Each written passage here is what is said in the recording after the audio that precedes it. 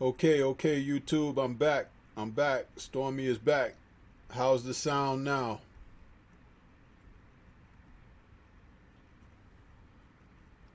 I'm hoping everything is better.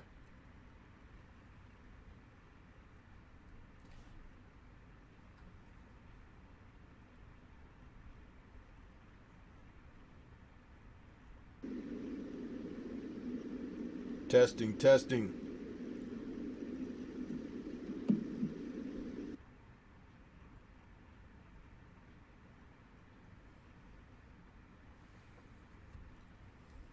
Yeah, I think this is. Yeah, okay, yeah, it's clear now. It's clear. I can hear the playback. I guess sometimes that's what you got to do is shut everything down and come back on. But I hate that we lost so much time in that, man. But it is Friday, like my man Reggie said. It's Friday. So, you know, Reggie, come on back in. I sent you a link again. You should be able to hop right back in.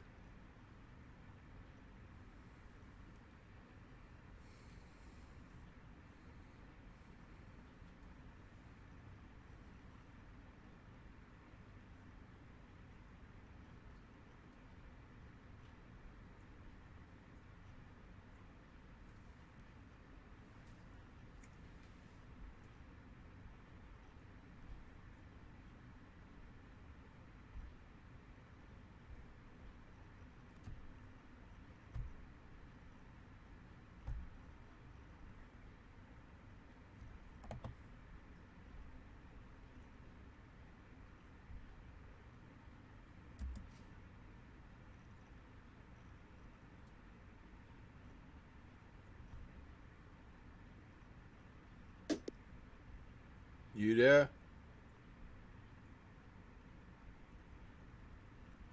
All right, you there, Reggie? Your mic is muted. Yeah, I'm right here, OG. Okay, okay, cool. All right, man. All right, now we we back in this thing, man.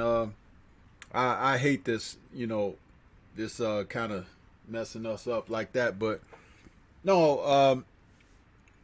What I wanted to emphasize about the subject for this evening is when we speak about the narrow path toward greatness, it's not even about putting the guys down because they are only at a place where we can consider them, participants and active in the sport. But until you start accomplishing and breaking barriers and boundaries and setting landmarks, then you're just a person that's like, if you got a crowd of people with a bunch of numbers on their shirts, you're just one of the numbers. What do you want to do to separate yourself from the pack? You know, and right now what we're seeing on a majority level is that a lot of them are content. And as I was saying before we broke stream, some of these guys don't even know the history. They don't know the history of the sport, but they're participating. And to me, you really shouldn't get involved in something until you kind of learn a little bit about it, especially when economic means of survival is contingent upon that. Your health and well-being is contingent upon that. And your physical conditioning is contingent upon that. I mean, what's your take, Reggie? Man, I'm right in lines with you, man. I think that a lot of folks within this game, when it comes to greatness and the narrow path, is that not everyone can go to the top. It's not that easy. And that's why it's not meant for everyone to go into kind of the stage of becoming a great. You have to put in the work. And along with putting the physical work into this thing, you have to put the knowledge-based work in it. And that means learning the history, putting in your time to study, doing the film work. And that's what kind of creates the greats in all levels of sports. We see many gifted and athletic folks who can kind of go to a certain point within the game, but it's through their lack of knowledge, understanding, and real dedication to putting in intense and proper work, that they plateau and they level off and never achieve, the potential that everyone in the world seen in them. Adrian Broner is most modern example I can think of that across all sports, to where you see this is kind of the trend with a lot of athletes, probably throughout all times, athletes who do not spend the time. We've seen when Mike Tyson was on his path to greatness, when he had great mentorship through Costa Model, how this dude was an addict for studying the game, studying the film. And even Lennox spoke about it in a recent interview about how he just marveled over the knowledge that Tyson had. He knew of all the greats. He studied their style, emulated their styles. But once he broke away from what made him special, and that was his knowledge within the game, he fell off, because it showed where he began to crack. His discipline fell off. His will to want to put in the necessary break yourself down, build yourself up type work, it fell off. And that's critical to anything you do in life, is studying the game. It's more than just it's more than just doing the mechanical functions. You got to also put that brain work up into it. But yes, indeed, the path to greatness is a narrow place, and not everyone can get to it. Yeah, and when you mention Mike Tyson, I have a particular I don't know if I say an axe to grind or whatever with him, because Mike brought me up to date in the heavyweight division, because as Larry Holmes was checking out after his loss to Michael Spinks in the second fight, I was a little jaded. I felt a little down, because I felt like Larry Holmes was the guy. He was champ for 7.5 years, and I knew Michael Spinks wasn't going to be a long-term option, because he was a smaller man moving up from a lower weight class. And when Mike came on the scene, he was exciting. He brought excitement back. And as I learned of him and followed his story, of course, learning about how he studied the sport and everything, and how he was invested to that degree, and it only made him look better the way he performed, because it gave that sense and understanding of he knew what he was doing. You know what I mean? It's like, it's okay to have a big punch and be knocking folks out, or to be a scary guy and intimidate people. But Mike didn't intimidate people by, like being a awesome statured guy or whatever. The guy was like 5'9.5" maybe, okay, and 210 pounds, 215 pounds, and but he fought with a ferocity, and he was active. He was a live body in there, and he had technique. See, most people just remember him punching somebody and them going down. But Mike was not really a one-punch knockout guy. He could knock you down with one punch easily, but he knocked men out from combinations and beating them down, and he wore on them. And that was something that he was taught how to do, with the number charts and everything, of how to place the punches in succession where they couldn't be defended so easily, and how to punch and counter off of what came at him with his elusiveness. There was a lot of technique in that, but a lot of that came from studying old fighters as well. So his path toward greatness, although it be very short, was solidified in him knowing what came before him. And see, Lennox, you just mentioned, marveled at that, but Lennox knew in order to beat that guy, he really got to have his shit together. You know what I'm saying? So it's like, that's how you affect someone when you are capable, when you bring more to the table than just your ass. You know, you have a fortification that there is something solid there with you. We don't have a lot of that today. It's a lot of transparency. And these guys get offended by you speaking like that. Just look at this recent promotion with Earl Spence Jr. and Sean Porter. Sean is getting all, underwear in a bunch because people think he's going to get beat up. But it's Sean's fault that he has fought the way he has fought and not try to improve to the degree to give people something to respect about him. Because he's a small guy. He's not going to scare a lot of people. But he could have done some things, technically wise and skill wise, to fortify himself, to bring himself to a certain level of respectability. The only thing that you cannot question about him is his heart and his courage. Because he has shown he has that. But as far as his skills, he hasn't given us much to respect about his skills. Because there's nothing skillful about the style that he has shown us, for the duration of his career. Would you not agree with that, Reg?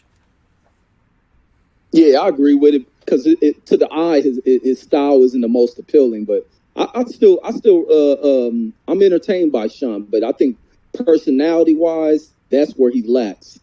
And especially when it comes to like black fan base, we like people with personality. You got to have some kind of flair to you to be able to, shine amongst your own people. And to me, he plays it too safe when it comes to trying to attract over to black fan bases. But his style is a little bit rugged. But if he would have did more as far as appealing to his people rather than appealing to, what would you call it, the crossover arena of American sports marketing stuff, he can be much bigger than what he is. He ain't even too much of a big draw in his own town, and that's a huge damper when it comes to his greatness being appreciated. But I like him for his overall style, though. But to the eye, his style isn't the most appealing. Yeah, and I wasn't trying to say he's not a capable fighter or anything like that. I wasn't even trying to imply that. But what I was trying to say is, with the way he fights, there's nothing about skill with that. It's about it's raw. It's raw.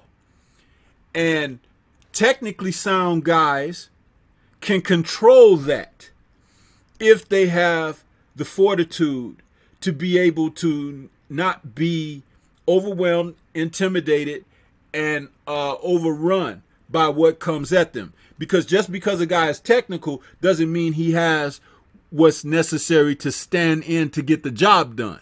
You see? Because if a lot of people say that Kell Brook whooped his butt. I don't think Kell Brook whooped his butt. I think Kell Brook outpointed him. But Kell Brook did a lot of holding and things like that. Try to stop his momentum and everything. But Kell Brook didn't stop him. He didn't stop him from rushing in there. He didn't stop him from applying that pressure. He didn't do certain things that some boxers are capable of doing to make Sean look even more vulnerable. So there is something that he brings, and it takes something special to handle that. But as I'm talking about these fighters of today, there's not a lot that you can run. There are not a lot of them that you can run a laundry list on who are as adept as they may need to be an all-round complete fighter. And once you're an all-round complete fighter, to be able to take that and build upon that to go toward that narrow path towards greatness. Just because you're such and such an O and knocked out such and such opponents in that O, that doesn't make you great. We don't get to see anything great about you until that momentum has been halted, challenged, even sometimes pushed back, where you have to find answers. You have to be able to answer questions and to be able to overcome trials, tests, and adversities. And that's kind of like something that I said in a video I dropped earlier today, where we're not seeing enough of that to make the proper assessment. That doesn't mean it can't be done. It just means that there's a body of work that lies ahead in their path that if they so choose, they can get those answers. And running away from weight classes is not the answer.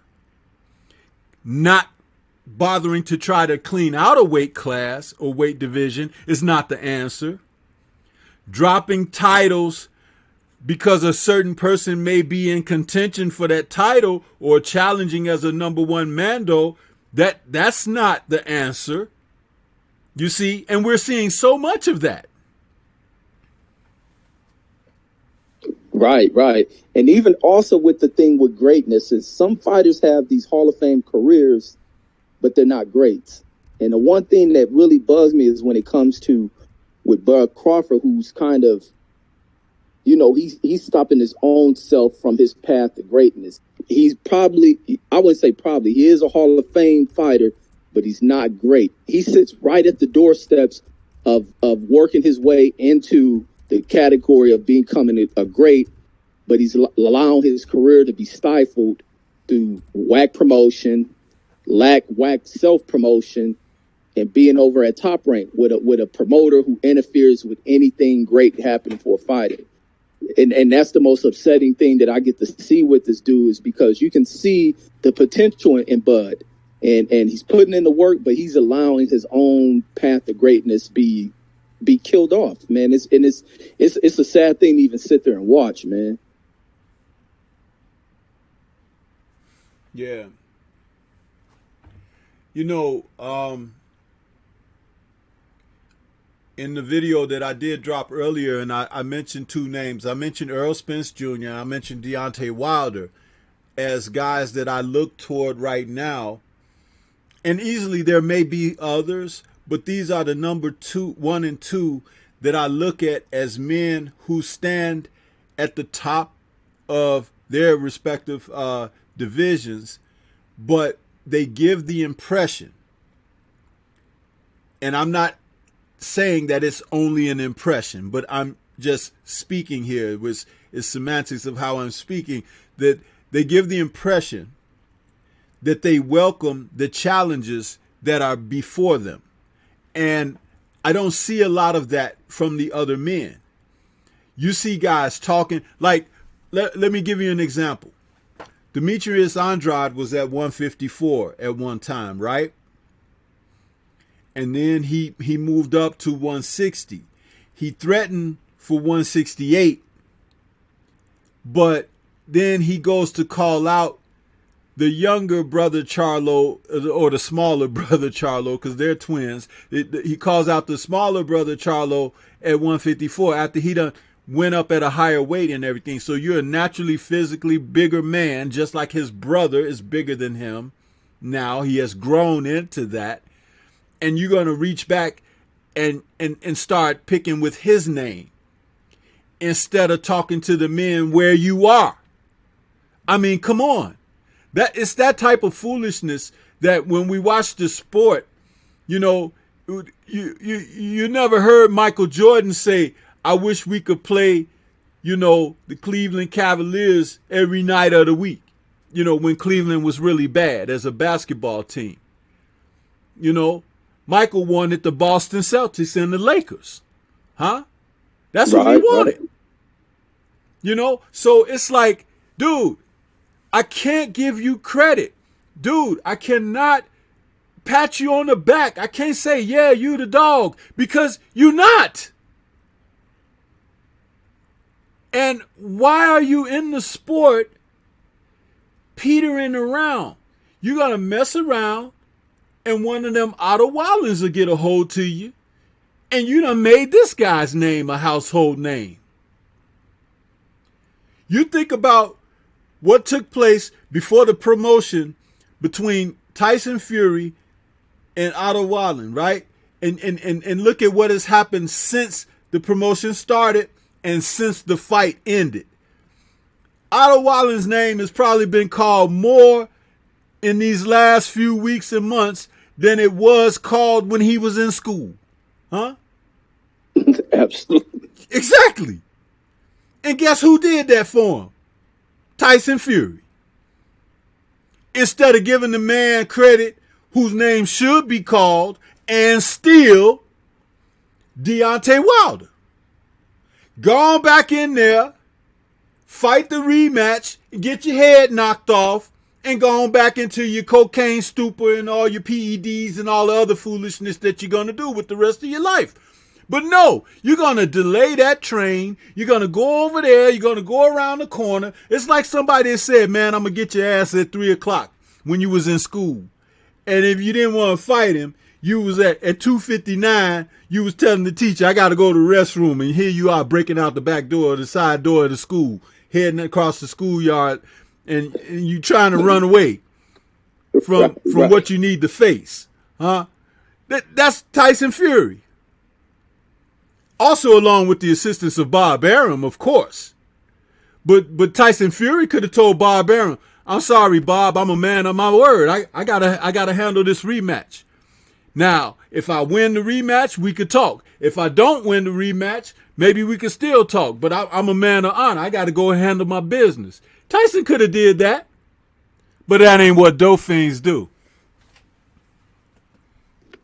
Not one bit. And he done rewrote the whole course of the history they try to build for him. That old propped up history is ruined. It's wrecked. This fool done messed up the whole check for everybody. And Bob Arum ought to slap himself, and them fools over at ESPN ought to slap themselves. But it's a done data, man. Ain't no way Deontay Wilder should even look at this fool. Tyson Fury has become the laughing stock of the boxing world, and now everything's imploding. The coach blaming Fury, the father blaming the coach. It's all this infighting within that whole team. Now the whole talks of this fool being in the state of relapse is going about. And they didn't do anything to put provisions to prevent Tyson Fury from falling back, going back down the course that he came from. But it's just a stupid thing. And it plays a part into this whole, trusting the wrong people, allowing falsified stories to run rampant throughout this boxing world. Now you deal with a straight up con man who done worth them out of money they can't get back. But that's what they get, man. That's exactly what they get. And in the long run, because Tyson Fury want to take these shortcuts, it hurts him down the line when his career is over. And that's what a lot of athletes ignore is, when the stage is set for you, how do you go about living your path as a retired soldier from the game? He's going to be forgotten. Ain't nothing memorable in the sport about Tyson Fury. Yeah, that first fight, but the only highlights to that fight is him getting knocked out. Other than that, he's going to become the laughing stock because now he sits with being embarrassed and cut open by a relatively unknown heavyweight in the fight game. He done ruined himself trying to play cute in the game. Yeah, and that's the point I was making when I brought that up, is that guys like Demetrius Andrade, talented fighter, man. Talented. Guys like Canelo Alvarez, talented fighter. Very much so talented. And so many others across the sport. All of these guys that are running around with belts in the light heavyweight division. You guys need to freaking fight each other. Do you realize if there was only one belt, that y'all would have to fight each other? Somebody would be fighting for the right for championships, and the other guys would be fighting because they needed to earn a living. But because they pass out belts like you pass out peanuts at a baseball game, it's like everybody got a damn belt. And it's like there are guys with belts that will never be a champion. Now, I know that sounds kind of, an oxymoron, right? But it's not. There are guys out there with titles who will never be a champion. That's how ridiculous the sport is. That's what we've stooped to out here in this valley. Huh? These guys are out here running around, pink belts, blue belts, brown belts, red belts. What is this, a karate school? Huh? It's ridiculous, man. Yeah, it's sick, man. It's all behind how the structure of this game was laid out. The whole structure of this game has been flawed and fallen apart based on the money being too much of, you know, the key factor that controls everything. Everybody was worried about how can I line my pockets, rather than you fix the game properly, the money comes right along with it. It's no way to escape the money. The money is there, but everybody wants to take the most easiest and shortest route to line their pockets and bring all this corrupted BS, trying to pick and choose winners or who represents what based on how they look, how they appear, trying to win over particular fan demographics. Like, that's the idiotic side of this thing. Wanting fighters that look feminine as hell, all that kind of BS crap, rather than leaving the game how it should be, and the money comes right along with it, because you ain't got to do nothing to sell it off. It's authentic. People want it. And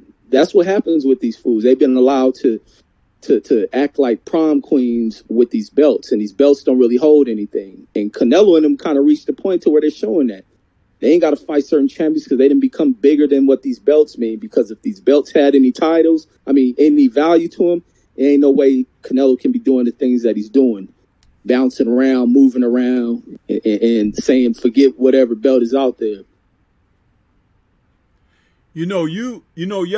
Last night, you and D Styles had a very good stream going, and I caught some of it. I didn't catch the whole thing because, Stormy had to go to bed. I got a job, so I listened to you guys cook, and when you were talking about the ridiculousness of Canelo being, put in a class like with Henry Armstrong and stuff like that, and the thing about it is this: Canelo has accomplished some things in his career. Yes, won't take anything like that away from him because he is an accomplished fighter. However, if Canelo had faced one of the Charlos, one of them, when he was at the weight where they were right there with one another, and he's still at a weight where he could face the other brother, the larger brother. But this is what I wanted to say. If he had just faced one of those guys, okay, or Demetrius Andrade, okay, or Billy Joe Saunders, or just say one of those first two guys and Billy Joe Saunders, then I could start saying that Canelo is a cut above. He's I won't say he's Henry Armstrong. Hell no, I'm never going to say that.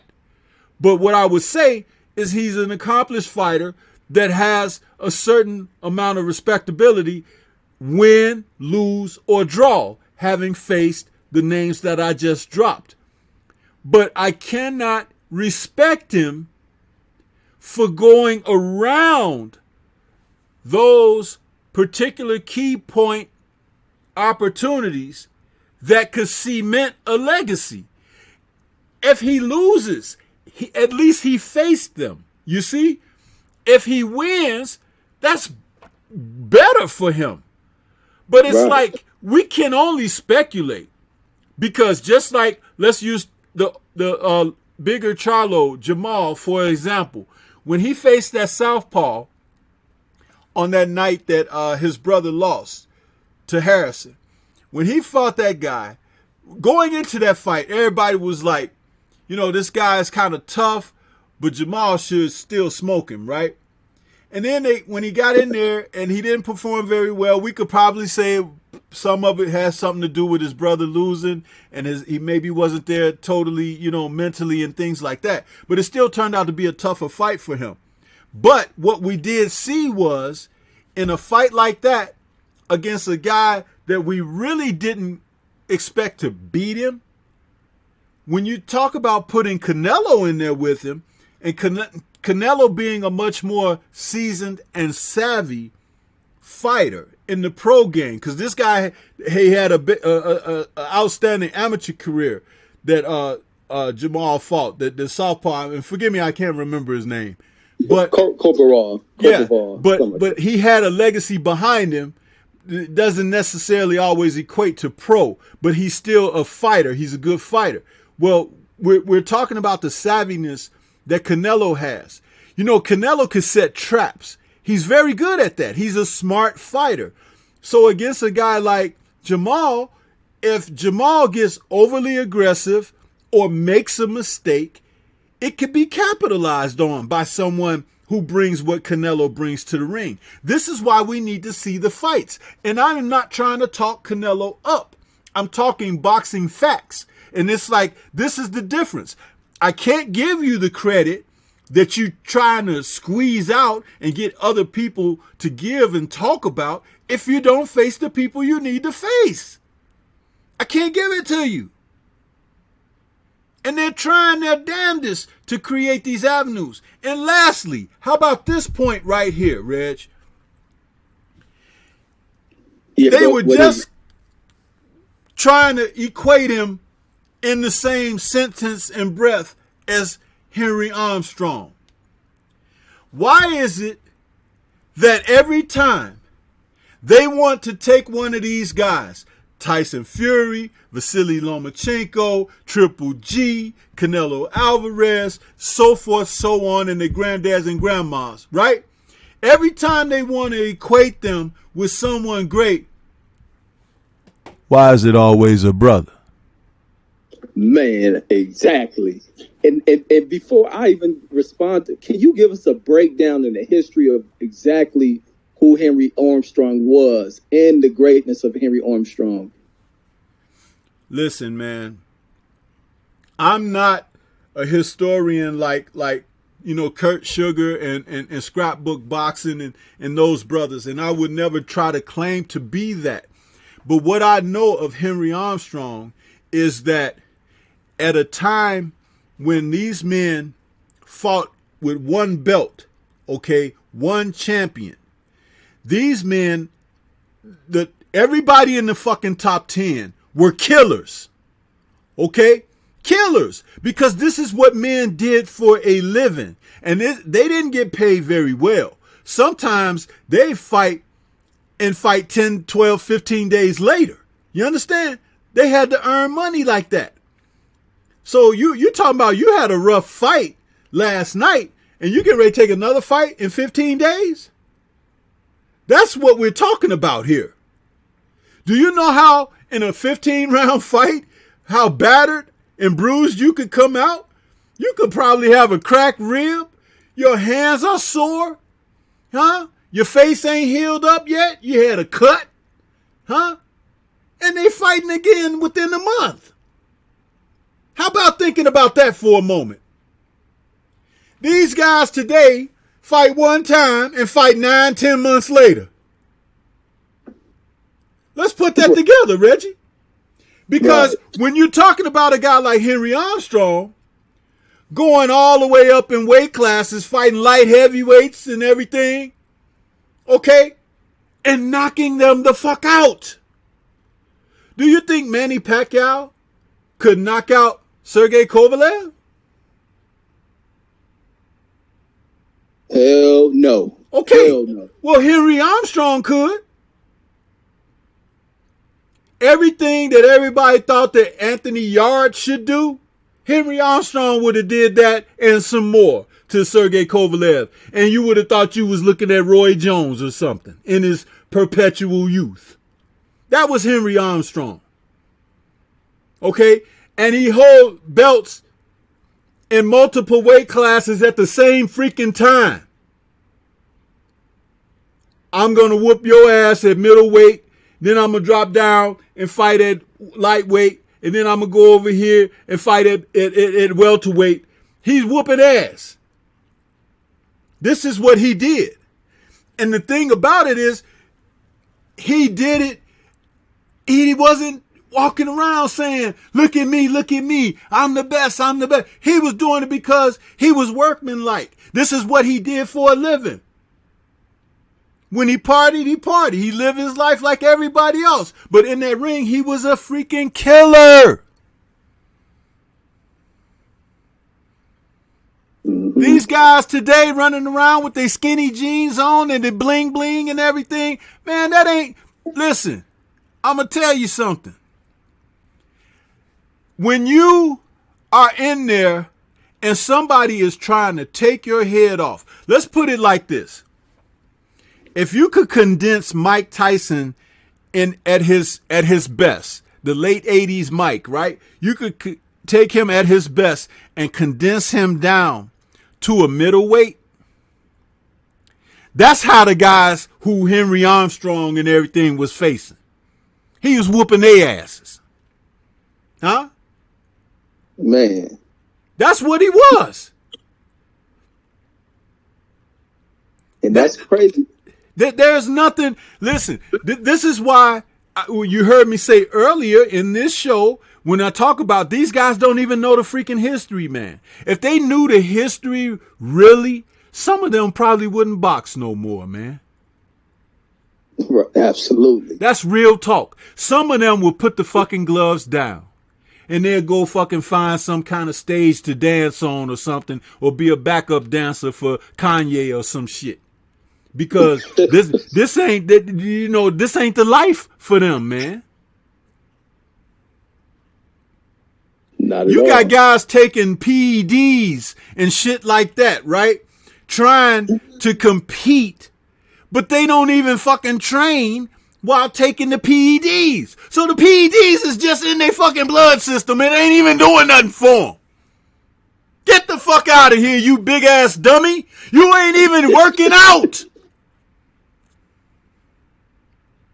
You're in the casino at 3 o'clock in the morning and got a fight at 8 o'clock that night. And you think that the PED is going to work magic for you? That's why you find your ass on the canvas in the first fucking round. Keith Thurman. Preach.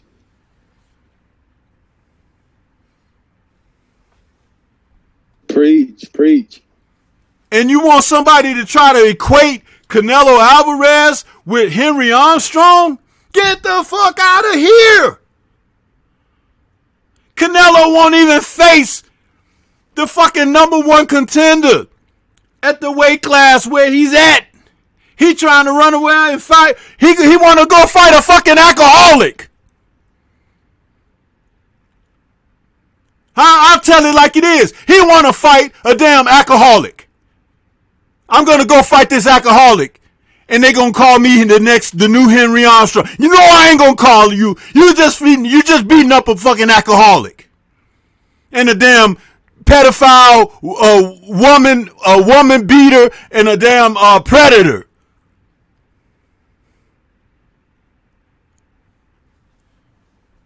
Absolutely. And it's crazy when you stated the fact that anytime they look for greatness, it's always the one direction they looking, and that's towards our fighters. And it's crazy that they go so far down the line. They don't even think of a great Mexican fighter to compare this guy to, nor do they go to reach for the Marciano thing, which is kind of the common place people want to reach for falsified greatness. They go into a true legend. And the only thing, even with this buffoonish statement, the only good thing that comes out of this is it brings Henry Armstrong back to the limelight. Now, people are going to look and study at who Henry Armstrong is, and they're going to begin to say, get the F up out of here with that Henry Armstrong comparison. This dude is, when they really go down into it, this dude is a dude who goes into fights with referees that are already in the pocket. This dude is a drug cheat. Can't leave that off the table. And he is a dude who bounces and maneuvers around to avoid stiff competition that lies within the division that he hasn't cleaned out. So therefore, he cannot ever be put on the first step of a 20-tier stairwell when it comes to Henry Armstrong. And they just really over pursuing it with that comparison. And it's a statement that is blown up in their face. And I'm glad that it's cats like Blood, yourself, other historians that are debunking and making them eat them words and away. They just kind of threw a little bit of mud in Canelo's face to even make that comparison. But the only thing that comes out positive is to bring Henry Armstrong into the minds of a lot of young fighters that stepped into this. They're going to study and watch who Henry Armstrong is. But it's just the dumbest thing, man. And matter of fact, with him trying to make this move of avoiding Charlo, I wouldn't be surprised if he go in there and gets stopped by Kovalev. I really think that's what's going to happen in that fight. I think they done barked up the wrong tree. He should have took the test of trying to pursue this path to greatness, not to becoming a Hall of Famer, but a path to greatness by taking out the two challenges that remained at 160, who he avoided at 154. So, and people see clearly through that. But the other side of that, what bugs me is the fact that Charlo and Andrade ain't being more vocal. Andrade get in front of the cameras, and you can't take him serious because he act like a goddamn, I don't know what the hell he act like a damn fool. I don't know if he's serious about anything. He happy with the $100,000 he's probably making when there's millions of dollars this idiot is leaving on the damn table because he won't do the right things to push for fights. I remember even he was punked by the Charlos. We used to he's showing up to a press conference and was put on blast by the Charlos, put in his place. And they took his heart, man. But all these fools just playing the game wrong, and they ain't doing any of the stuff right. You don't show up the weigh-ins and don't really go out calling for a fight. It's ridiculous, man. It is. And again, when I break this out and I talk about Bob Arum over there talking about both Vasily Lomachenko and Tyson Fury and mentioning the great Muhammad Ali in the same sentence with these guys. And I'm like, wait a minute, hold up. You know, I'm looking around for the damn empty whiskey bottles or something because he talking crazy as hell. Because first of all, Mr. Lomachenko, let me say this. Orlando Salido, right? Okay. But why didn't you rematch Orlando Salido? And if you say, oh, he wanted too much money or whatever, you pay the motherfucker. You know why you pay him? Because you got to get your get back. If it was a fluke, it was a fluke. But you got to get your get back. You didn't get back. You got the fuck away from him. Huh? They even trying to work by osmosis like you ain't never fought him. But we got the tapes. Huh? Now, Muhammad Ali, when they took his license from him and he was out of the sport for 3.5 years, when he came back and he fought Joe Frazier, and it wasn't Joe Frazier in his first fight, but I'm skipping to Joe Frazier because that's when he suffered his first loss. Muhammad Ali, in the 14th round, when he got dropped by Frazier, the left hook, by the time the ref counted to 3, Ali was up on his feet in the 14th round. When he hit the canvas, his feet was way up in the air. His tassels was floating on his boots and everything. He was flat on his back. But when the ref counted to 3, he was up on his feet. You hear that, Tyson Fury? When you was in the 12th round and you was snoring and the damn referee, Mr. Reese, he gave you an alarm clock, electroshock treatment, sprinkled crack on you, everything, gave you mouth to mouth and tried to raise you back up and help you out. Ali was up at the count of 3. Huh? The count of 3. And check this out, Tyson Fury. When Ali was going back to his dressing room, his jaw was so swollen, it looked like he had a melon inside his jaw. The announcers, the reporters was asking him. They said, oh, Muhammad, that was quite a tough fight that you took. You probably don't want to go through that anymore, huh? He said, oh, how wrong you are. He was like, I'll see him again in 6 months. Soldier. That's the champion of the world right there, talking to you in your face. He said, how wrong you are. He wanted Joe Frazier back right away. Joe Frazier goes on and get knocked out by George Foreman in Jamaica. Okay? He was Joe's number one contender. And Joe got knocked out in 2 rounds. Okay? Ali was mad. He said, I still want Joe Frazier. I want Joe Frazier still. He went right back in there and got Joe Frazier in a 12-round decision. Joe Frazier probably won 2 rounds.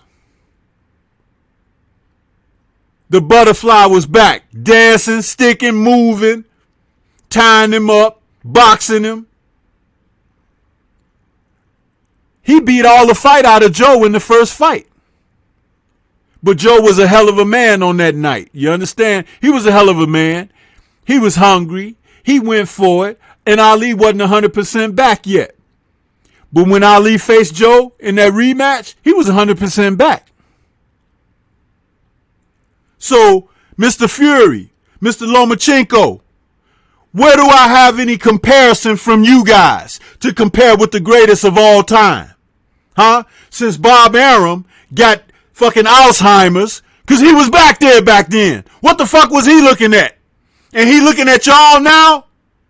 That man need to go sit his ass down somewhere in a retirement home. Because you know what?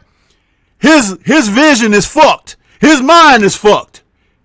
Because you two guys don't equate to shit like the greatest of all times.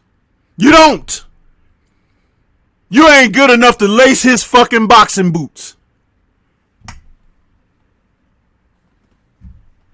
Man, OG, you know what's so bugged out with this game, and you pointed out with the Lomachenko thing with his turn down for the rematch with Salido, is the thing that bugged me out is how fools who suffer losses can go about dictating who they fight or who getting too much money. I don't understand that shit. You should have no say after you don't hold anything and you'd have been whooped on by somebody. You should fall to the background of making decisions when it comes to what is what. We see it with that situation there. Tyson Fury not defeating the champion. He comes back, think he's an equal at the table. And then also with this Anthony Joshua Ruiz thing where they get to make the decisions and predict this and that. When these fools ain't nobody. You didn't suffer the loss. You need to play the background as if you're a challenger. Why is a challenger? I ain't never heard anywhere where a challenger gets to make decisions. And that's the thing that sets this game backwards. Or even when it comes to money. To me, when it comes to this fight game, this thing ought to be about line shares. Money should be put up. People shouldn't be guaranteed purses unless they earn them. It should be even like this money they throwing out to the Canelos and this and that. If you got $30 million to put up, the $30 million should go to a champion. The loser takes whatever else is left on the table, and that's the way it should be. It adds more incentives. It makes these folks go out there, put in the work during camps to be hungry versus you coming out there getting crumbs when this champion, whoever's the A side, can go in there, be exposed, but still walk away with these huge sums of money. That's the problem with it. I think fighters should get paid, but the way in which you earn your money, it has to be earned. The lion's share should go to a winner in any of these fights. And it's bugged out that losers get to make decisions, man. Yeah. Yeah, absolutely, man. And see, I get very, very emotional about trying to what's the word I'm looking for? When they try to pull our champions down, man. When they try to, make them less than what they actually were. You understand? Because right. You have to understand this. Muhammad Ali wasn't loved, okay?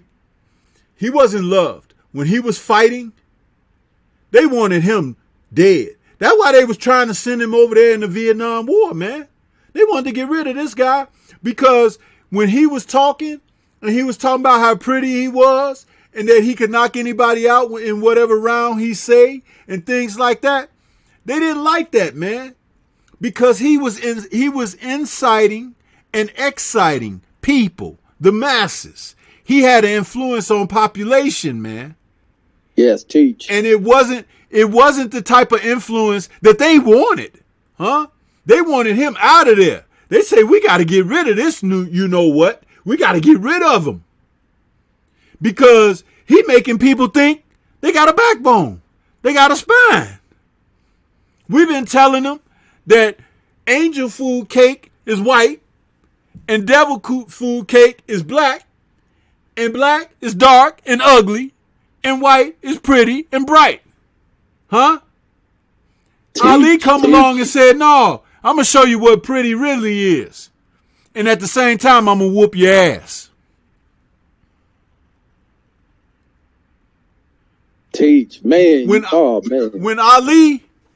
Ali was taking on the United States Senate and government, when they took his boxing license from him, you had sports personalities from every major sport.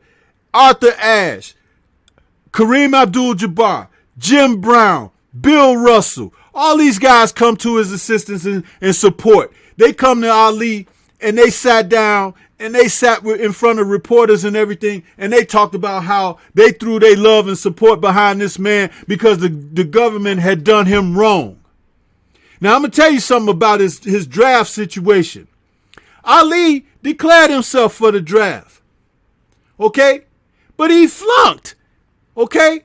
He wasn't the smartest. And he would tell you that in interviews. He said, listen, I said I am the greatest. I never said I was the smartest. Huh? He said that. But they changed his draft status. He was not qualified. They changed it and made him ready for the front lines.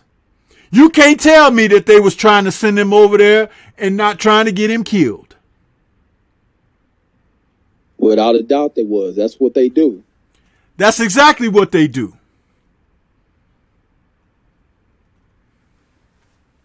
Man, and it's funny, think about that, man. That's how I used to feel when I was in because of how vocal I was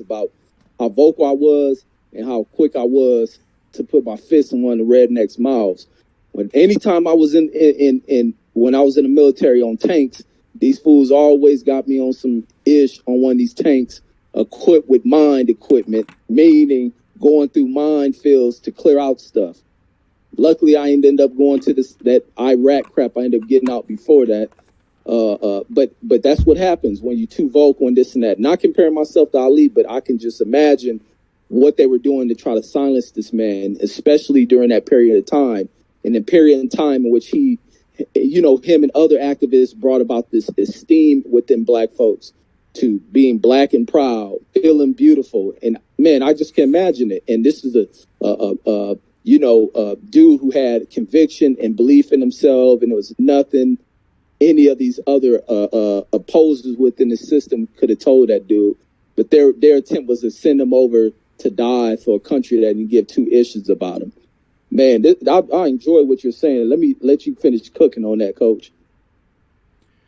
No, it's just a matter of, again, when you know what the history is, okay, you can't be dissuaded and you can't be dismayed, because as you go out there in life, knowing what you know, you're able to fight a battle and have a position. Okay? You take a side, you take an offense, you take a position you dig in and you say, you know what? This is what I'm fighting for. This is why I call this show the narrow path toward greatness. You want me to call Tyson Fury great? You want me to call Vasily Lomachenko great? You want me to call Canelo Alvarez great? What have they done great? And now, when you try to say that they are great, whose greatness are you trying to align them with? The only thing that shows is that you're creating a greater divide. They are nowhere in the zip code of true greatness. It wasn't until Ali retired and he started suffering the symptoms and ailments that he began to suffer toward the end of his life that got progressively worse, that people start to applaud him and welcome him because he wasn't loud anymore, because he wasn't vociferous, because he wasn't a braggart, because he wasn't whooping ass. That's why. He's an ambassador. No, he ain't no ambassador for you. He was the people's champ way before you said that shit. And he carried that crown. He never lost it. That crown he never lost. You can't take what God put in him. Absolutely. Absolutely. I will say it one more time. You cannot take what God put in him. No man could.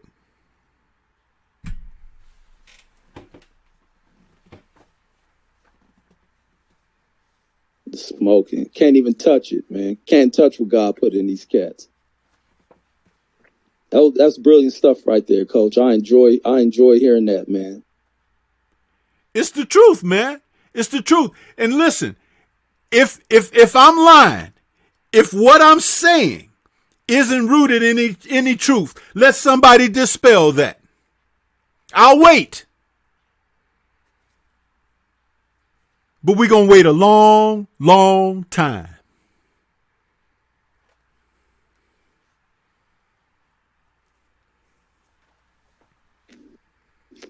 Yeah, right on. They try to make anything good or great for them based on what we've done, what we've accomplished, what we've bled for, what we've burst, the boundaries that we've burst through, the doors we kicked in. Huh? That's what you actually saying that. Why ain't they comparing Lomachenko to what's his name? Gene Fullmer or somebody. Huh? Mm-hmm. Why they ain't comparing Tyson Fury to somebody like Max Schmeling or something? Right. They want to take our warriors, our soldiers, our men who have stood tried and true, okay? And you want to try to. Do you remember the bullshit when they was trying to say that Triple G could whoop Marvin Hagler? Right. Man, everybody that was in that room must have been on fucking crack. Right. Marvin Hagler could whoop Triple G's ass today. And he's damn near 70 years old. And you know what's the most foolish thing about this thing with the white hyping that they do for these folks is they can't sell it off to white youth. These white youths don't believe in none of that crap, and they don't want to be like none of these folks that these old timers try to sell off to them. And even when it comes to things like, because I see it throughout all sports, and the true test of when it comes to sports is how marketable and favorable some of these athletes become. When you go into football, basketball, because they do a lot of that over there, and a lot of those cats over there receive endorsements. Don't no kid want to wear no Air Steve Nash's, no Air Dirk Nowinski's, or no Air Tom Brady's. Nobody wants to wear that. These cats are not marketable, and the false selling of these hopes falls flat on their face. That's why they've always failed at trying to rewrite the story of who's great and who's not. People can see authentic things. Some people believe in falsified bullshit, but eventually all that shit dies. We've seen it with AJ support. All that BS dies. It may live on short term, but legacy lasts for a long time. And we see a lot of it when it's fake, it breaks real quick. And that's what we see in a lot of these things. And a lot of this whole racial hyping just always falls flat on his face. And Lomachenko, he's been woken to that, to not accept the hyping that they put behind him, because the moment he does it is the moment he ruins himself. That stuff does more damage to white athletes who receive this white hype. It does the most critical damage to these dudes' profile when they begin to accept it and believe it. We see, even in these modern times, we see with this little Ronda Rousey chick, Conor McGregor, Tyson Fury, Triple G, and pretty soon, once Triple G, matter of fact, is faded from the sport. Within 5 years, his name would never be spoken up. Never. Because of all the hype they done put behind it, and him not going in that ring, proving himself. Because it's many fighters that Triple G has avoided that he should have been fighting. The only name on his profile is Canelo and Danny Garcia, who he faced the stiffest competition against.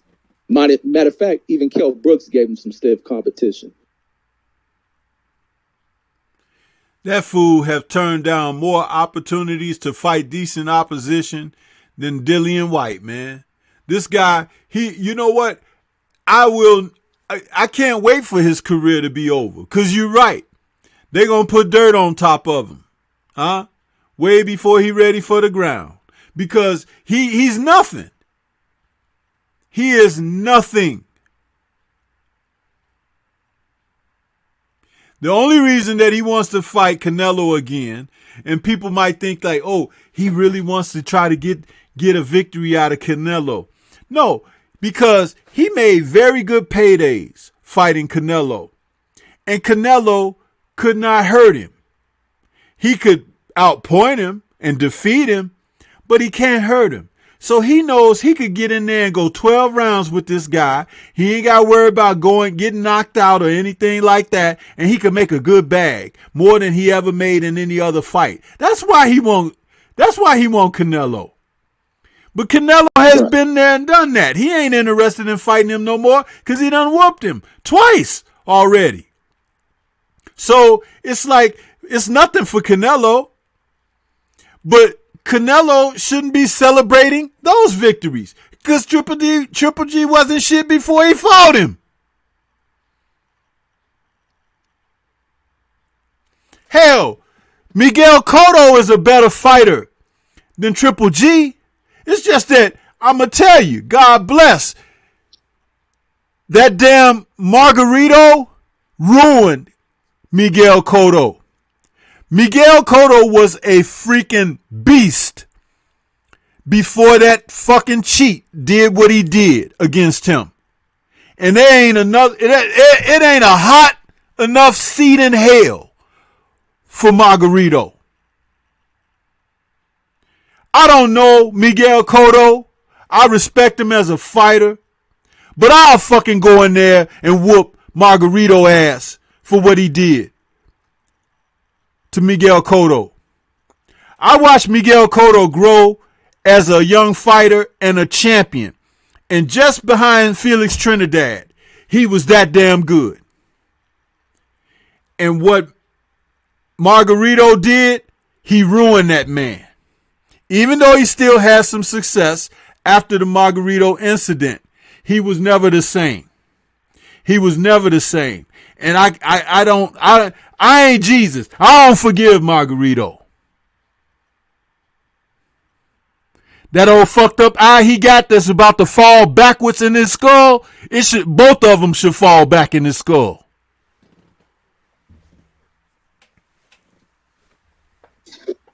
Right. And what was the punishment behind that? And that's the other thing within the sport. This sport does nothing to curb that kind of BS. It does nothing to curb cheating. And that's the problem in this game. What even happened to Margarito? Was he suspended from the game? Because I remember him coming back to fight, Mosley or somebody? He fought Mosley. He fought Pacquiao. He fought a few people. But he should have been banned for life. He even fought Miguel Cotto in a rematch. And Miguel Cotto whooped his ass. But here he getting top-notch paydays after doing some stuff like that. And this even goes into what Big Baby Miller's trying to work himself back into. Another top payday after doing the BS he did. Even Canelo coming off of the cheating he did, going right back into a top 10. It's ridiculous that this game does nothing to provide safety for these fighters, but it pick and chooses what it wants to moan and gripe about, and what it really don't punish anything, but it's just BS that persists within the sport. And I'm sorry, I mentioned Cotto simply because Triple G wasn't better than Cotto. And if Cotto hadn't had that incident, he would have whooped Alvarez. He would have whooped him. But he just didn't have what he used to have. It was taken from him, and it was wrongfully taken from him. It's one thing when you beat a man fair and square. But when you cheat and you're using loaded gloves, your ass deserve to die because you're trying to kill the other man. Right. You're trying to kill the other man.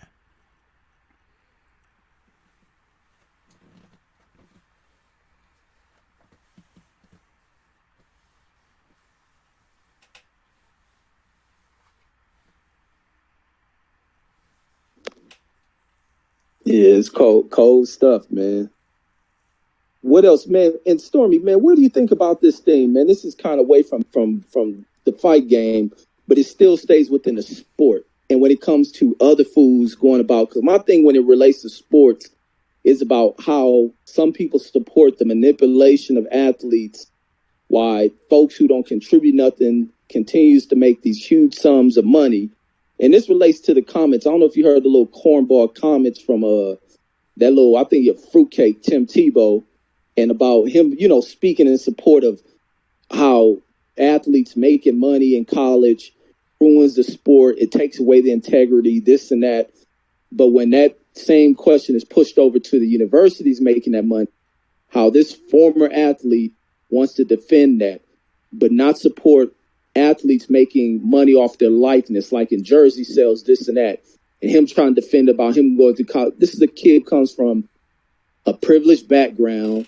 He has all the support from his family who can provide him with things where a lot of these kids brought into making the Alabamas great, making the Florida States great, come out of the real poverty that persists within America. But you get a little silver spoon clown like Tim Tebow that wants to support these athletes not being able to make money, continue to starve, while the universities they attend continue to make billions of dollars to go back into, and this money that they generate for these schools go into other programs that have no, representation of people that look like them. What do you think about that? Did you hear about that, his comments on that? Oh, yeah, man. I woke up to your video on that this morning, and I watched that and listened to it as I got ready for work this morning. And big ups to you for your work on that video. Thank you. And thank God for Steven Jackson coming in there, and you for putting what he had to say in there, because that needed to be a part of that. Because, see, it's people like Tim Tebow, another person who has enjoyed the success off of the heels and backs and sweat and blood of other people. His whole college career. It was the team. Right. It wasn't him. And guess who was on that team? A bunch of people that didn't look like him. Right. And so as he got more and more notoriety and things like that, the team got pushed back to the backdrop. So not only did he already come out with silver spoons, they kept polishing the damn spoons for him. And he got the nerve to sit up and look down his long pointy nose at people who are struggling, people who deserve, income because of what they do. Most of these guys like Tebow, when they go to college, their college is paid for and everything. They ain't even on scholarships or anything like that. They pay for, family got a wing in the university and everything. Alumni, dinners, and all of that foolishness. But there are some people who come there for the opportunity. There are some people who come there for the education. And there are some people who come there and they're going to go back to what they were and where they came from before they got there. And he don't even know about those people. Don't give a damn about them. Never have and never will. Nor does his family or his friends of his family. So what Tim Tebow thinks, I scratch my ass to that. Right on. Because he don't have a damn clue. But there are people out there and they need to have an economic means to take care of things. Times have changed. Huh? Times have changed. And it's not what it used to be, but it's like this now. It's like it is a what have you done for me lately type of society now. And if last I checked, Tim Tebow ain't did a damn thing. So he need to just sit his ass down somewhere and shut the fuck up. Absolutely. And they've been getting on him, man. I'm glad they crushing this. Like what's the name said, this is a dude who they've been forcing down the throats of people to accept. And when that statement is kind of their thing that they do in all the sports when it comes to these old slick hair, blue eyed, haven't proven nothing cats that come from particular economic backgrounds, constantly pushing them down your throat. When they fail, they pop these dudes up out of left field. Then they pop them from the right, then from up under you, then from over the top.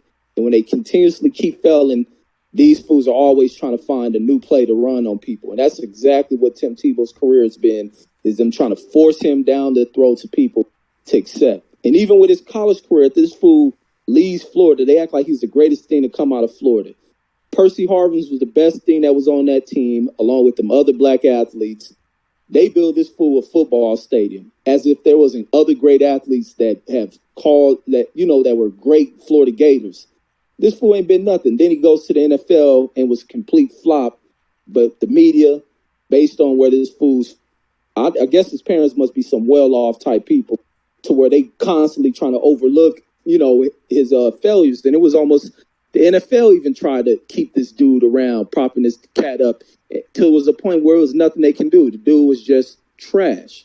Hate to call an athlete that, but for him to really turn his back on athletes and support universities or the NCAA of exploiting these athletes is ridiculous. Because we hear from Chris Webber, when he's biggest dude in the country, he ain't got enough money to buy something to eat. Then they telling these athletes how many times they can eat in a day when they starving. They can't accept anything. Just the one kid who won when Syracuse, I believe it was Syracuse basketball team, won the national championship. And the first thing that came out of that kid's mouth, the one kid who knew he was going to the NBA, he wanted things to change for the for college players, because here they are packing these stadiums in, bringing in all this money, and these kids are starving financially, and many of them ain't gonna get the opportunity. They're gonna return right back to the poor lifestyles that they come from. And colleges don't give you everything. Everything is being done for these old rich kids, like the fools out of Hollywood with this bribing the school scandal stuff, taking away scholarships from other people, putting the hard work who comes from less than fortunate. Tim Tebow is a big time hoe for making that statement, man. Big time, I agree. He's right. It's almost like his statements will kind of defend what Eddie Hearn's father talked about, the slave contract. And that's exactly what college athletes become to these universities. These scholarships are nothing but slave contract. Pretty much. That's it in a nutshell. Pretty much, man. That you're exactly right. And I don't know. We there's no slack to cut people like that, man. And there's a place and a time to talk more about them. We should do a stream on something like that because it needs to be brought out into the open. Absolutely. It really needs to be brought out into the open. And we need to have some people to come on with us. Some people who can actually speak some facts. Some alumni from universities, some people who are former athletes and played, college sports. We should put something like that together, seriously. Yeah, I think that would be great. That's a great point because I want to hear other athletes' opinions on that who played under scholarships and have, still dealt with the struggles of being unable to afford things. That'd be great. Yes, sir. Yes, sir.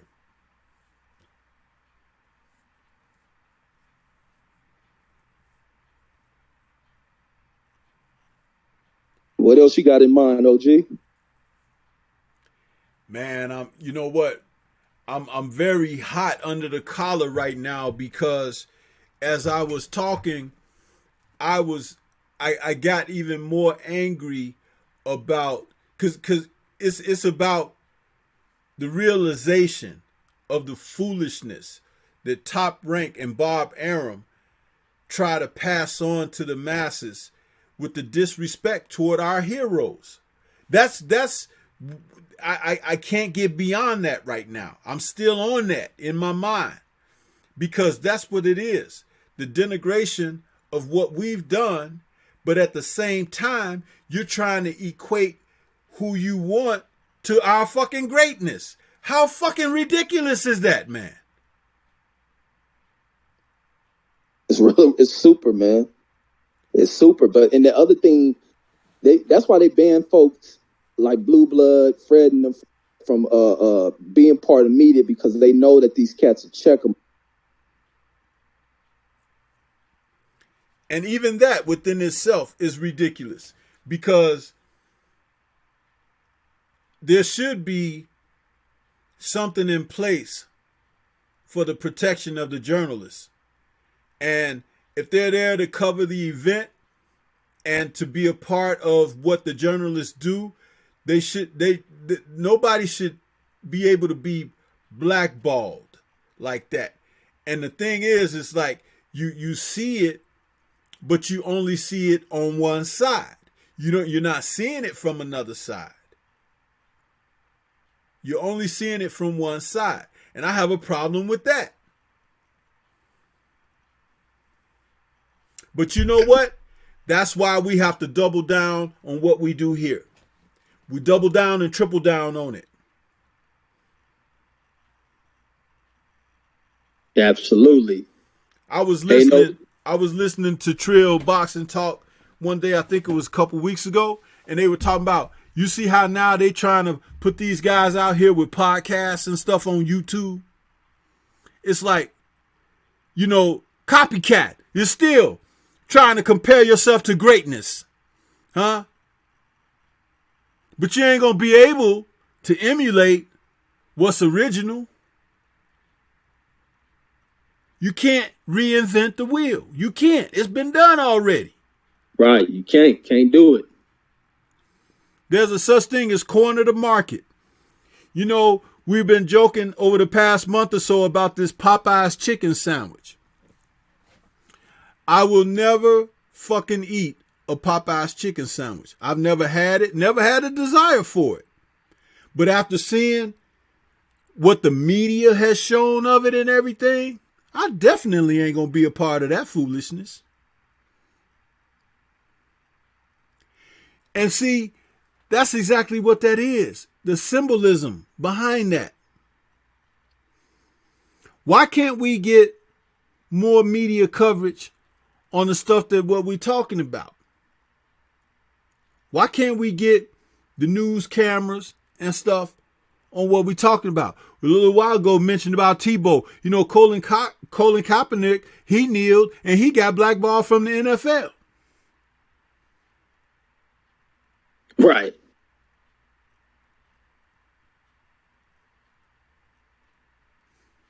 And you got the president of the United States talking about these guys should not even be allowed to play in the NFL and things like, I mean, really? Really? Privilege is something else, bro. It's a mother, man. It's a mother. It sure is. It sure is. It's ugly, man. And then you know, it's the other crazy part with speaking of this dude and him making them statements. There's a dude who talks about this patriotism, showing this respect for this country. But this is a dude, and we speaking about Ali, how this country tries to force this dude over to a war that we should have never been in. 30 years after the fact, we still realize we shouldn't have went over there. But trying to send this man over there to die. But here's this falsified patriot who does everything to avoid going over there. It's just based on him being a silver spoon raised kid who grew up behind gates. It was no way they was going to probably send him over anyway. Even if he was to get drafted over there, he'd been sitting in the office doing spreadsheets or some crap, crunching numbers. He would have never touched the front line. But he's so much of a coward and weakling, he creates some falsified injury or whatnot that his father would pay a doctor off to come up with.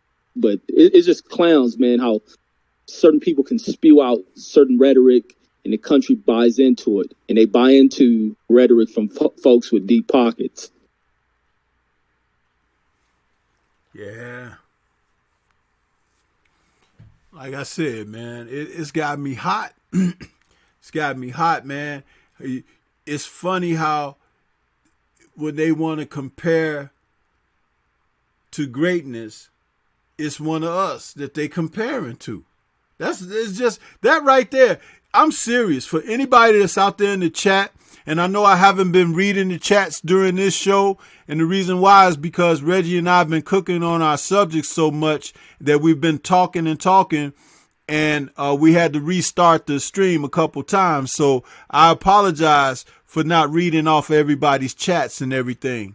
But this was an episode that you have to definitely listen to what was being said because it needed to be said. But I wanted to say this.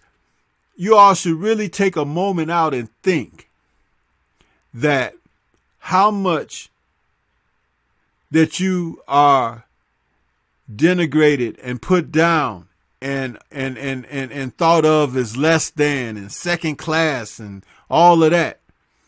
But the moment that they want to give someone shine and glory and credit or whatever, they're equating them to you.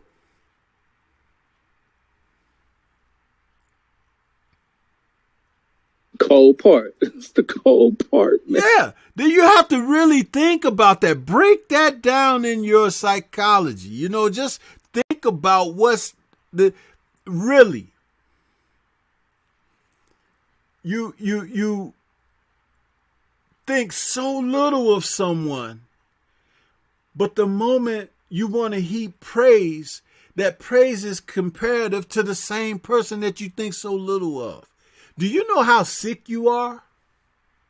Do you know, excuse me, sorry about that. Do you know how sick you are? You are sick.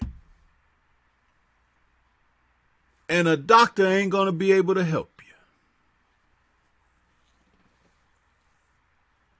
you. Mm-hmm.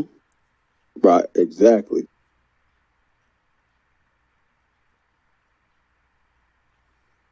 They had a golf game going. You had the Arnold Palmers and all them dudes out there. Then here come this dude, Tiger Woods. Blow them all out the water. And they say, you know what? We don't know how to deal with this other than run the game on him. And I'm sorry that he didn't realize what the game was. They ran one of them on him, and he got sidetracked, and that was the end of that. Set him up for the old okie doke. They did. They do it all the time. And hey, look at OJ, huh? Mm. Look at MJ, huh? Mm. They come for you, man. They come for you. And the thing about it is, the seduction is what really gets them. The seduction. Because the seduction is this. I'm going to need me a Patreon. Right. The seduction is this. When you make a certain amount of cash, they try to convince you that you've changed class. That's the seduction.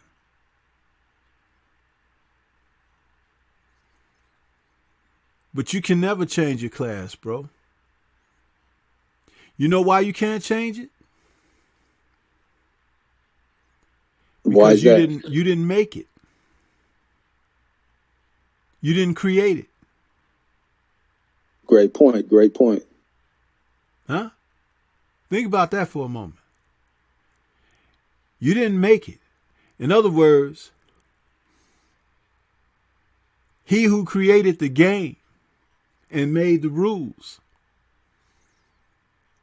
understands that the game is now played by nothing but fools.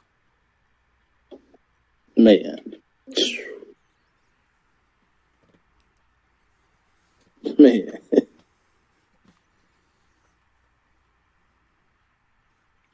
See, you need to turn that game table over. Game over. Absolutely. Stop trying to play the game with him. Exactly. You can't beat Tom at his own game. You can't.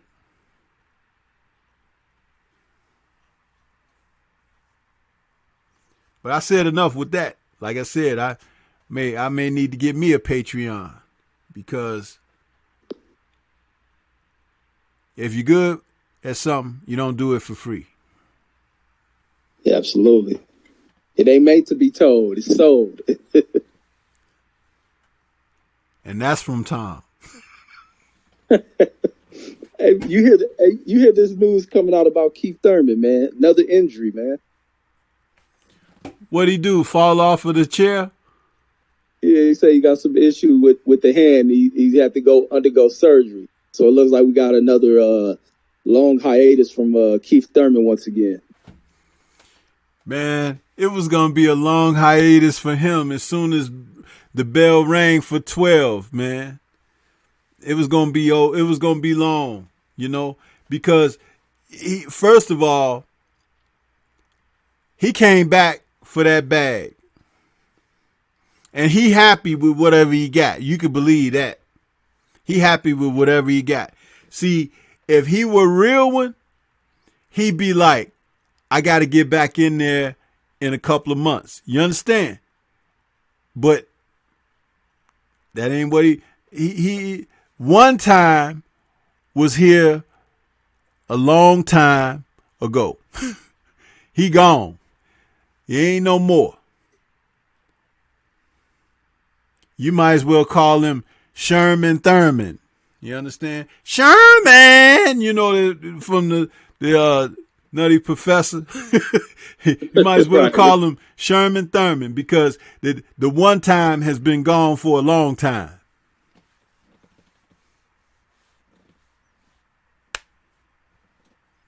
Yeah, it's sad, man. Sad situation, the way this guy let his career play out. And that he falls right in line to another dude who's ruined greatness by taking the same maneuverings, avoiding folks, holding on to titles, dancing and shifting around. When he should have been doing what Sean Porter's about to do next Saturday.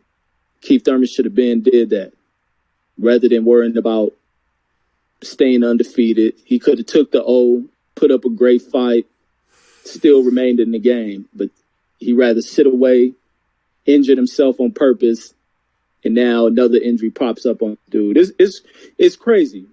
And I wonder if he's faking this injury to avoid Crawford. I don't know what the hell is going on with Keith Thurman. Yeah. He has no ambition or gumption. It's like when he had a chance, he could have stepped up to the plate and fought one of the more formidable guys, Crawford or Spence or whatever. Understand it like this too. If you're in the fight, if let's say you sign to fight Earl Spence or Terrence Crawford, and you're Keith Thurman, you gotta train hard and everything because that's the top of the sport. But when you're fighting the Adrian Granados and those kind of guys who are not the guys that are going to get you up in your competitive edge and feeling, it's tough. Now, that doesn't mean that Adrian Granados or whatever can't get lucky like he almost did, But what that means is just that this is what happens out of wilding. You keep dancing around on eggshells, something gonna break. Oh, and another thing, since I just mentioned Otto Wallen again, and this is for Tyson Fury. I hope he out there listening. He probably is. Yeah, man, they be sneaking through here. Listen, Ali never lost to a Otto Wallen, okay? Not even close. Otto Wallen never even got close to Ali. Never even got close. Okay? Now, I'm going to tell you this. A couple days ago, I was watching Leon Spinks and Larry Holmes. Now, you had asked me, Reggie, a couple of streams ago about right. Larry Holmes, losing to was it Leon Spinks that he lost to, and was that guy Leon Spinks the guy Leon Muhammad or whatever you saw on the show on YouTube or whatever. But Leon Spinks, just a couple of days ago, I watched his fight with Larry Holmes. I remember Larry Holmes beat him, but if you haven't seen that fight, Reggie, go watch that fight. No, I've seen that one. Leon Spinks and Larry Holmes. Leon Spinks beat Ali in his 8th professional fight. Ali really didn't train for the fight. He took him very lightly and everything.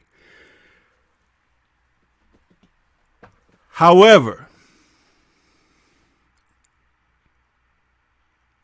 Leon Spinks could fight, man.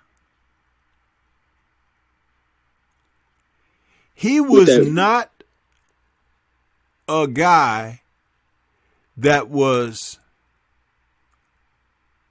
easy. He wasn't. The first 2 rounds against Larry Holmes were tight. I think Holmes got the first round. Spinks got the second round. Holmes knocked him out in the 3rd round. But if you watch how Leon was fighting, it was reminiscent of what was to come in the future against Holmes with Mike Tyson.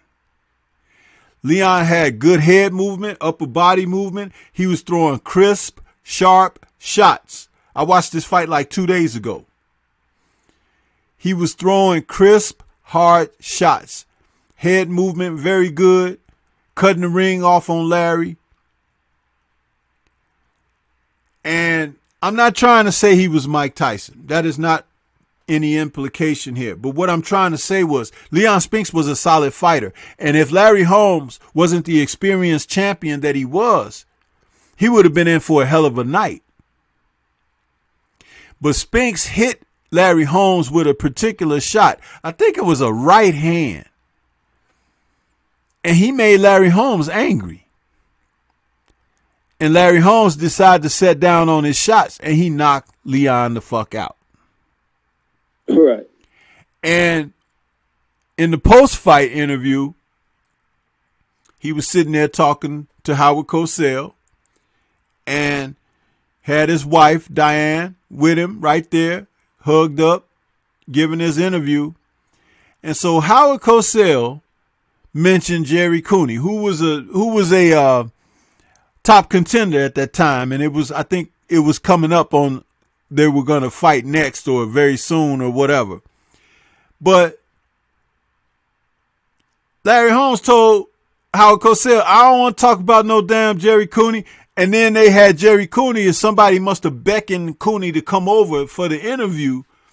And Larry Holmes said, if you bring him over here, I'm gonna slap him. And he jumped up and he pushed Howard Cosell out the way. He left his wife behind. He went after Jerry Cooney. He was gonna try to hit Jerry Cooney and punch him. And it wasn't an act because they were hyping Jerry Cooney up like they doing some other fellas today. You see what I'm saying? Absolutely. But the passion, the reason why I'm mentioning all of this is to get to this. The passion that he showed as the heavyweight champion of the world. No man test. You don't bring no corny hype job over here trying to put him on my level. You don't do that. And Larry was that guy. Now, it's been a while since we had a guy like that. But thank God for Deontay Wilder, because he's that guy too. On the real. Bomb squad. Unapologetic, man. We need that. But that's why I shared that.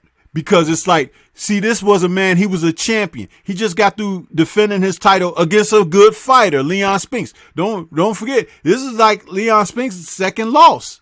He lost to Ali, and then he lost to Larry Holmes. And I'm gonna tell you something. Cooney was not on Larry Holmes' level. And they tried to hype it. They tried to make it everything that they tried to make it and everything. But I like the fact that Larry was a controlled assassin on the night that they fight. On the night that they fought, I'm sorry. And he broke them apart. Cooney was never the same after Larry Holmes. Never the same. Because Cooney was like, oh, that's what a good fighter is. That's what a world champion is. That's what a true boxer is. Huh? A master boxer. Mm-hmm.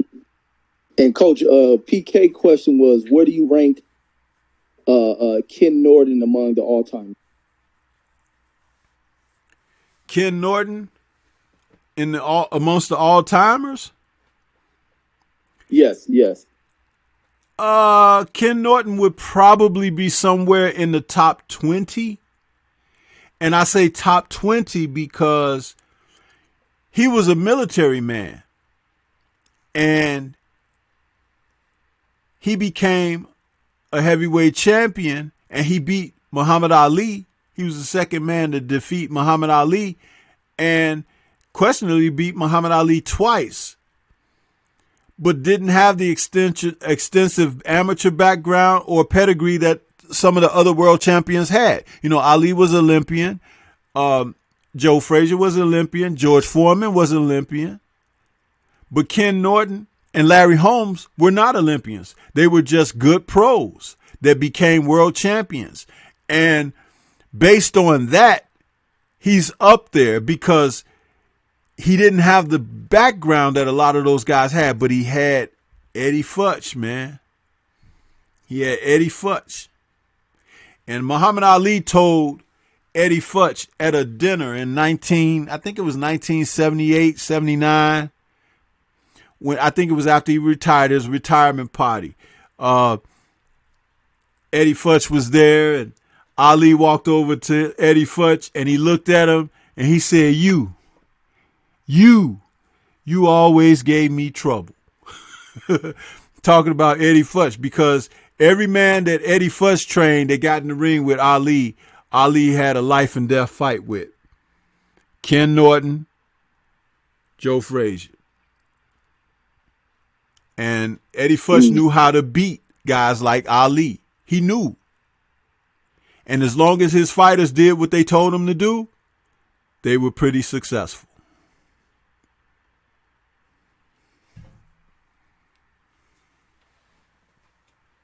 Man, this is great stuff, man. I love hearing this stuff.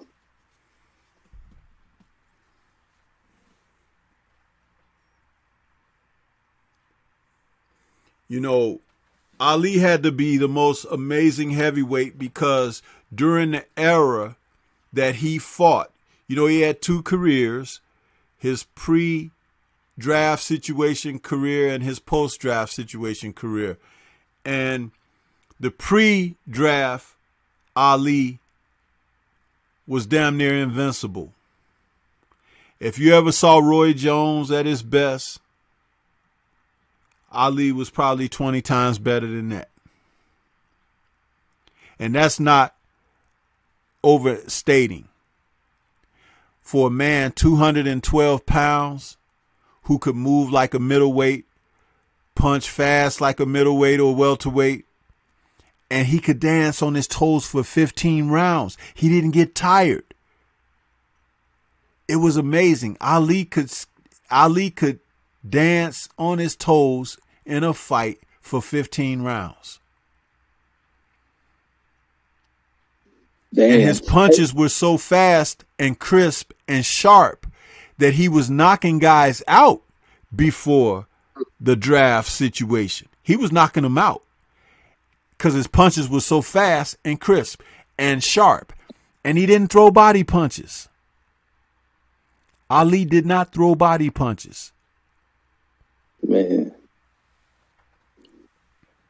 Hey, and Coach, and the other question with Ali, how appreciative or supportive was the past legends towards Ali?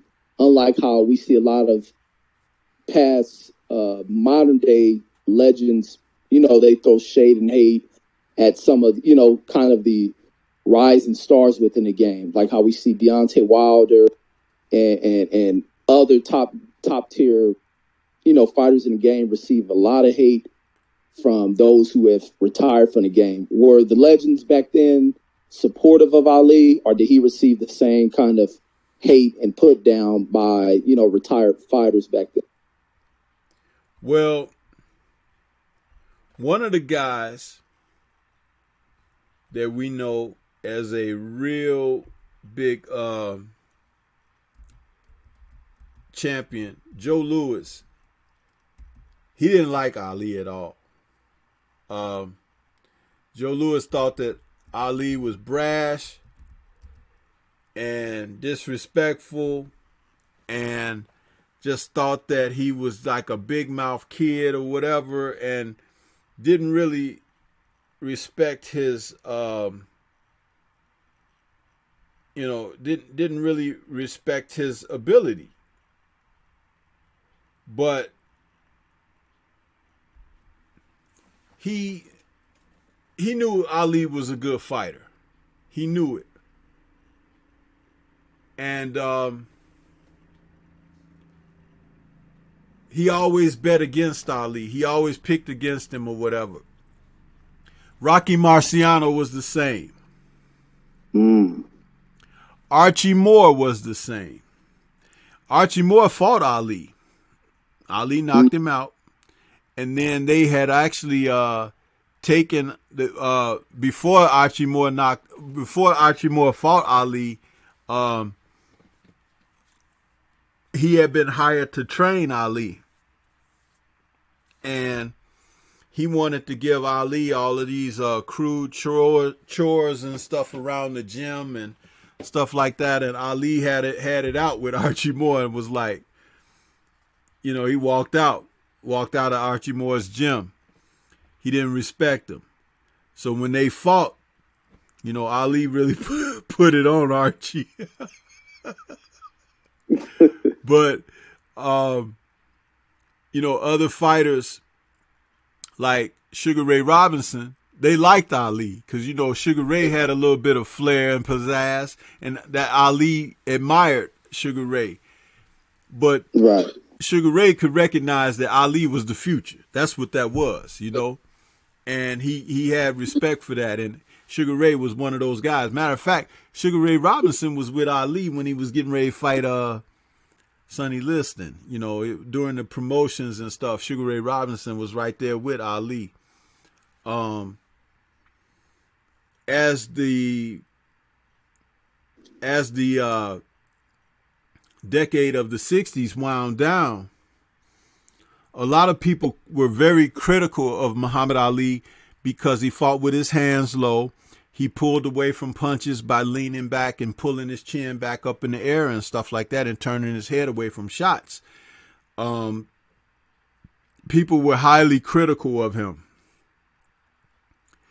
But nobody had a true appreciation for his abilities. We were seeing, you know, it was like you were seeing something for the first time. It was like that hadn't been done before. You had guys who could move pretty savvy like Jersey Joe Walcott and stuff like that. But Ali dancing on his toes for 15 rounds and flicking a jab and being a heavyweight that could punch, you know, it was unheard of. Now, as the 70s went through, ironically, when he got ready to fight against guys like Ron Lyle and Ernie Shavers and, you know, what's his name? I'm trying to think of the guy that was the boxer. Bob Foster, and those guys. They all had respect for Ali because of his draft situation and him coming back from that and how he stood on his merit, you know, and his word. And they had admiration for him and stuff. So he won some souls over, you know, by the 70s, the mid 70s and stuff like that. And he became a person that some of those guys, they would say they admire him and they look up to him for what he accomplished or whatever. And a lot of them didn't feel like he was much of a threat because he didn't punch hard to some of those tough iron chin guys, but he just beat them and he beat them up. And even when he wasn't training to be 100%, he was beating them with relative ease. So imagine if he was fighting guys like Ernie Shavers and Ron Lyle and training hard for them. He didn't train hard for those guys and still whoop their ass. It's like, you know, Ali was something. He was special. He a bad man. He was bad, you know, and it was like, you know, it's amazing to see that he would fight these men and be in the condition that he was in.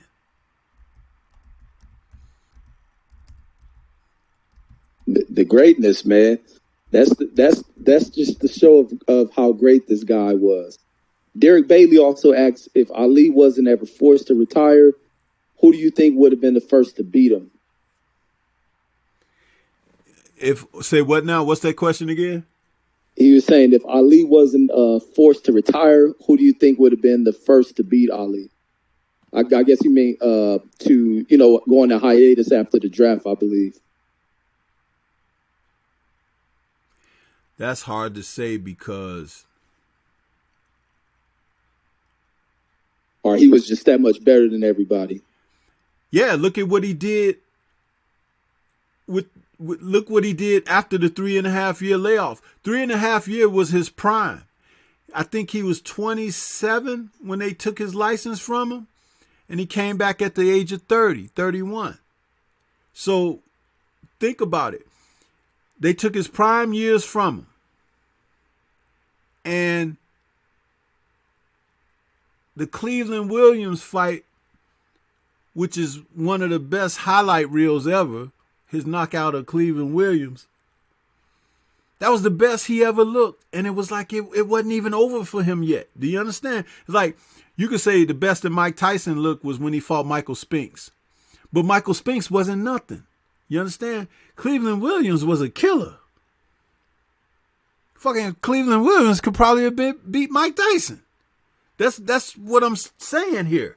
So it's like Ali was beating guys like that, man. Easy. So if he could beat guys like that, Joe Frazier would not have been able to lay a glove on him. George Foreman probably would not have turned pro because Ali, Foreman was not the bravest guy.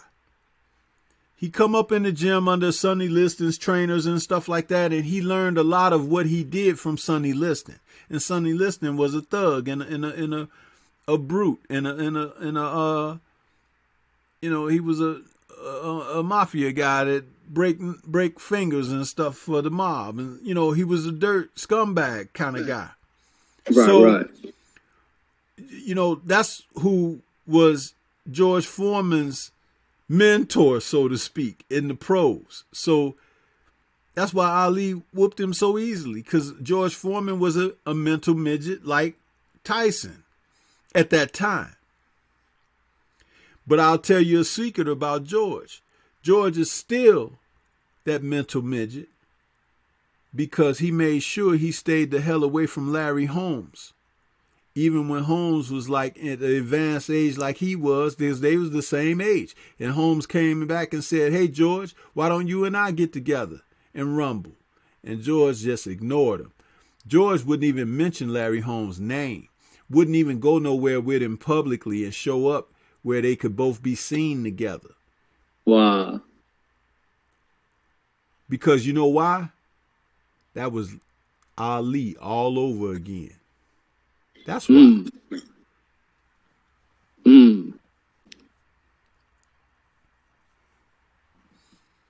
So George out here ducking smoke. And this kind of been, I wonder what the game would have looked like if it was played back with all this information that we collect now, if they had it back then. How many people out there would have been seen as duckers? I never knew George was ducking him like that. Oh yeah, George ducked Larry Holmes after George got his title shot against Evander Holyfield. Larry Holmes decided to come back and become an active fighter again. And he said, "I'm coming back for George Foreman. I want Big George." You know what? George never talked about Larry Holmes. They would ask him questions and stuff. He would just not even respond. It was like it was a trip. He was ducking. He ducked Larry Holmes.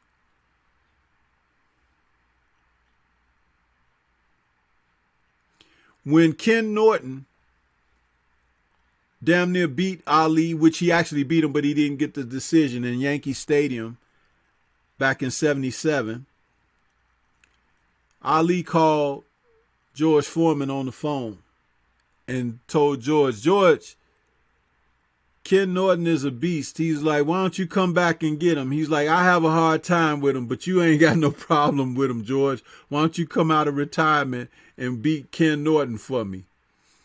George Foreman just laughed because at that time he was retired, and Jimmy Young is the guy I was trying to think, the boxer. That's who George lost to, Jimmy Young. And George was retired for a few years. He didn't want to come back. But Ali actually called George and asked him to come back and whoop Ken Norton for him. But when Larry Holmes whooped Ken Norton, Ali ain't had nothing to say about that. Very quiet. And you know George Foreman stayed in retirement for that. I bet.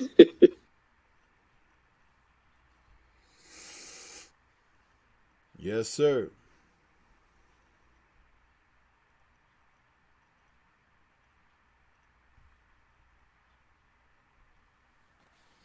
But you asked me about, the guys who would have beaten him. I think he would have lost to somebody who could box, because he would have taken him lightly, and he would have lost the decision like he did with Leon Spinks many, many years later. It's like that's how he would have been beaten. But he would have had to have not trained, came in out of shape and unmotivated, which happens, but it wouldn't have been no time soon. It wouldn't have been no time soon.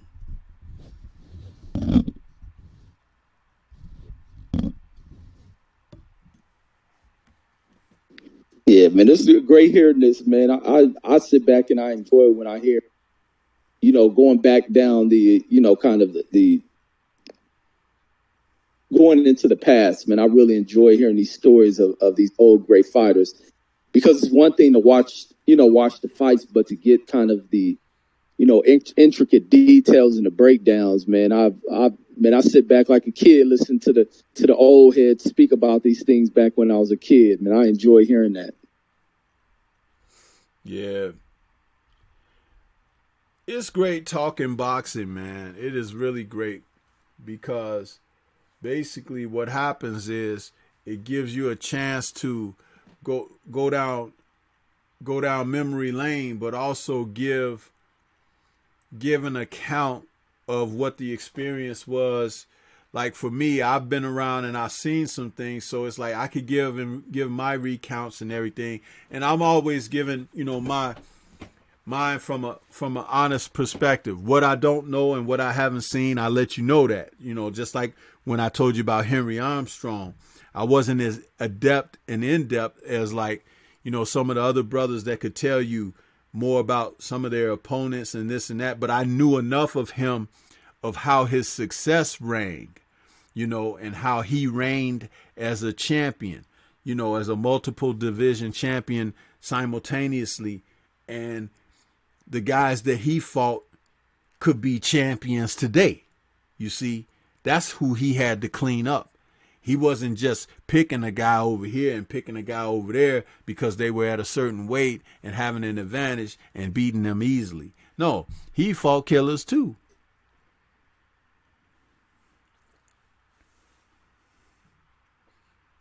Right, man. And this is what I enjoy with this boxing talk, because this is stuff that man have always talked about.